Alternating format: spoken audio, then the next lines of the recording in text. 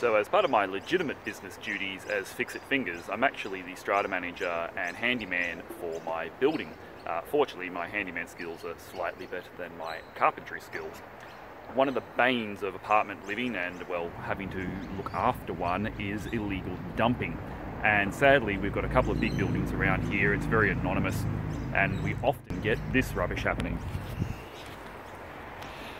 One of the other building managers on the strata committee just came up and told me that everything had been dumped out the front and we've got all this rubbish. It could be legitimate. Council does come and organise individual pickups of people, but I see no signs. I'm going to have to report this to my local council, and they're pretty good, Willoughby Council. They'll come and clean it up very quickly. Apart from being a little bit annoyed though, it does often make me guiltily excited because I don't like buying wood. Wood is expensive.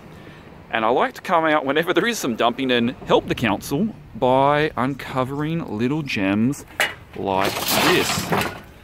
Now, most of this wood is rubbish and it has been raining really heavily today. But that looks interesting. Well now, would you check this out? I was going up to that dumping illegally at the front of our property in the hopes of finding some scrap wood that I could use for projects further down the line.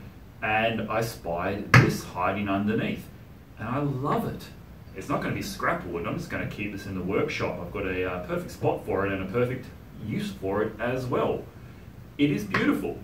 I know it's not exactly a bespoke piece of crafted antique furniture, but it's exactly the sort of thing that I would make, but done with, well, obviously a bit more experience than I currently have. I'm building up to this sort of project. It was in nearly perfect condition. All I've done is taken a quick vacuum to it, drilled 2 holes, and put in 2 screws.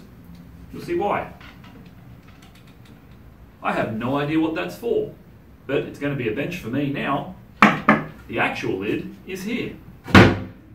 Tricky, I need that a handle. And in this box, I'm going to keep all of my little bits of offcuts. So I can basically sort them out to things that are just for stop blocks and test pieces and all the rest of it, and even keep a few nicer bits that I intend to turn into projects but are really small. So, well, dumpster diving, street trash collection, call it what you will, that is great. I mean, look at these hinges. It's been done properly, it's even been finished. He's gotten the burn torch out and done some scroll work on it. So the only thing is I need to get some magnets, I think, to put on there so I can hold that shut. Check out that scroll work as well there. And a handle for the lid, just a little one, although I don't really want to ruin the flat surface. I've got to figure out a way to do that. So look, you don't always need to build your woodwork projects. Sometimes you can find them. Here's one I prepared earlier. That's tops. So this is where my new little offcuts box is going to live. Look, I just love repurposing things like this. Someone has, exactly like me, with, you know, perhaps novice love and attention to detail, gone through and built this box, and then someone's gone and chucked it out. It was destined for the tip. Now it's getting a second life. I'm probably going to get some really good use out of it, and it's a, you know, piece of home handiwork recycle, and that's just about as good as recycling wood, if not better, because I didn't have to build the damn thing. All I needed to do, I said, got those screws in, drill, little tiny Forstner bit, smallest one I had, was just the perfect size for a washer. That's already been clamped in here. Multi-purpose glue for sticking metal to wood. And then I've done the exact same thing up the top. I had this last little rare earth magnet, very handy for geocaches. I've got a few of these hanging around. I'm going to have to get some more now because I have just run out.